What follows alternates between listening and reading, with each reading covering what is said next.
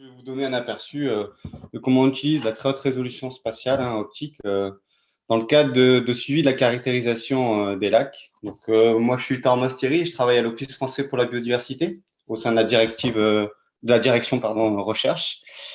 Au sein de l'unité du pôle éclat, donc le pôle éclat, il y a du personnel OFB, mais on est en partenariat aussi avec l'INRAE et l'Université Savoie-Mont-Blanc. Voilà, et on s'est regroupé pour améliorer les connaissances sur ces systèmes. Et bien évidemment, on utilise la télédétection. Donc, slide suivante.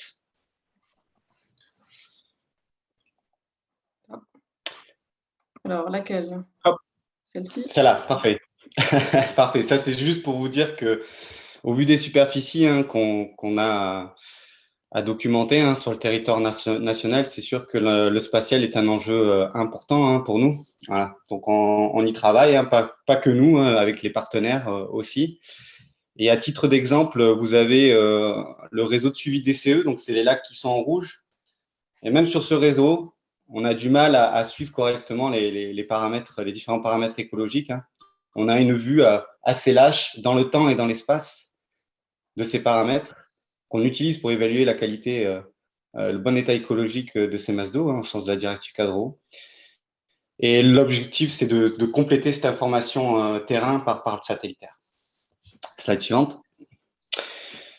Donc, la télédétection, on va l'utiliser pour quels paramètres? Donc là, vous avez une slide un petit peu synthétique, voire trop synthétique, mais vous avez représenté les trois échelles de fonctionnement de l'écosystème lacustre.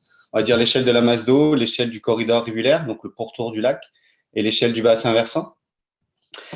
Et donc, à l'échelle de la masse d'eau, on va plutôt s'intéresser aux paramètres physico-chimiques et physiques, et surtout à leur dynamique. Ce qui est intéressant, c'est de suivre leur dynamique. Sur l'échelle du corridor, on va plutôt regarder la cartographie, on va plutôt classer la végétation, ce qui nous intéresse. Et à l'échelle du BV, on va regarder les évolutions d'occupation du sol qu'on peut avoir par des proxys de NDVI. Mais en fonction des paramètres, on ne va pas utiliser les mêmes capteurs. Slide suivante. Donc là, j'ai essayé de répartir entre très haute résolution spatiale et haute résolution spatiale, mais c'est sûr qu'on va plutôt s'intéresser à l'échelle de la masse d'eau à la haute résolution spatiale. On a un pixel qui est quand même bien adapté, donc Sentinel-2, Landsat 8, etc. Un pixel bien adapté à la taille des systèmes, et surtout, c'est la fréquence de revisite là qui nous intéresse pour avoir une idée de la dynamique de ces paramètres, donc la transparence, la chlorophylla, etc. Et donc, on va aller utiliser la très haute résolution spatiale plutôt pour des besoins de cartographie, alors soit de la bathymétrie, soit la cartographie des fonds lorsque les eaux sont transparentes, ou surtout sur la cartographie de la végétation rivulaire. Voilà, actuellement, la très haute résolution spatiale est utilisée pour ça. Donc là, juste une parenthèse pour vous dire que il y a un atelier quand même sur le suivi des paramètres écologiques à haute résolution spatiale, Sentinel-2, Landsat 8, et qui a un atelier spécifique dédié à ça en octobre, donc un atelier TIA le 12 octobre 2021. Donc, si vous êtes intéressé, vous pourrez vous inscrire à cet atelier. Donc, slide suivante pour la très haute résolution spatiale. Donc, ça, c'est des travaux on débute à peine. Donc, il y a déjà beaucoup de choses existantes dans la littérature sur lesquelles on va se baser, bien évidemment. Et donc, c'est des projets qui débutent cette année. Et donc, on s'intéresse notamment dans le cadre de la thèse de Marie Hébert, qui essaye de documenter un peu mieux et de comprendre un peu mieux le fonctionnement des zones humides d'altitude et de la biodiversité qu'elles abritent. Un peu mieux documenter avec la très haute résolution spatiale ces systèmes-là. Donc, d'une part, d'avoir une cartographie de ces pièces d'eau. Et donc là, la très haute résolution spatiale est très utile parce que c'est vraiment des petits systèmes. On aimerait bien avoir une vision intra-annuelle de leur évolution, mais à la très haute résolution spatiale ne permet pas aujourd'hui. Et donc, au moins interannuel avec les images, les millésimes Spot7, c'est intéressant, ou les orthophotos.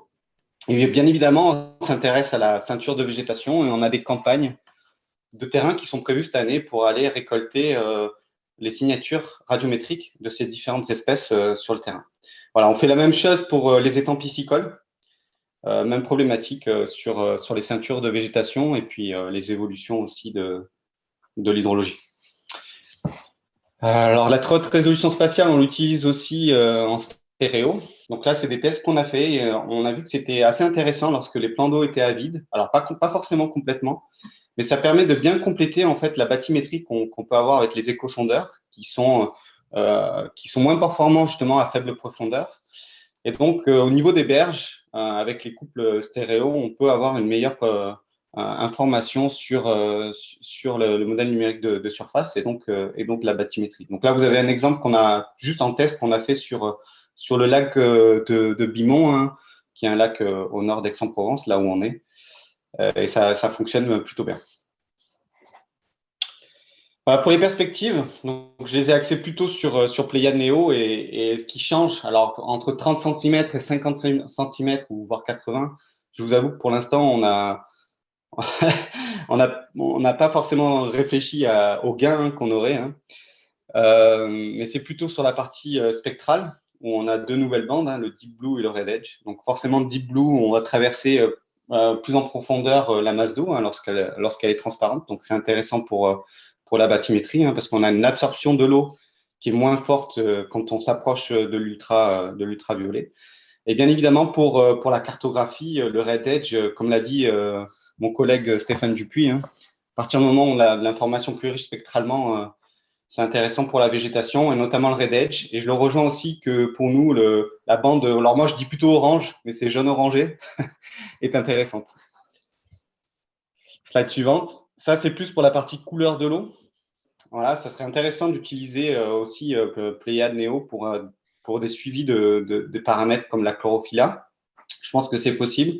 Il y a deux aspects qui sont intéressants, c'est que le Deep Blue, ça nous permettra d'avoir une meilleure correction des effets atmosphériques au-dessus de l'eau, et notamment de la diffusion des petites molécules et aérosols comme le NO2. Et puis, ce qui est intéressant aussi, c'est qu'on a une signature vraiment spécifique dans l'ultraviolet, quand on s'approche de l'ultraviolet, des matières organiques dissoutes. Et donc, on pourra démêler un peu mieux la matière organique dissoute du pic, on va dire, d'absorption de chlorophylla dans cette gamme de longueur d'onde-là. Et puis, le Red Edge, pour nous, il est intéressant, hein, notamment pour la chlorophylla, parce qu'il est pile poil sur le pic de fluorescence de la chlorophylle entre 710 et 750 nanomètres. Donc, ça serait intéressant de tester ça avec les images Pléiades Néo. Voilà, j'en termine là, mais ces besoins, donc moi je travaille à l'OFB, ces besoins, vous les retrouvez bien évidemment sur les systèmes, sur les écosystèmes rivières, sur les écosystèmes marins. Voilà, je pense que beaucoup de monde sera intéressé par cette information un peu mieux résolue et puis surtout spatialement et surtout spectralement.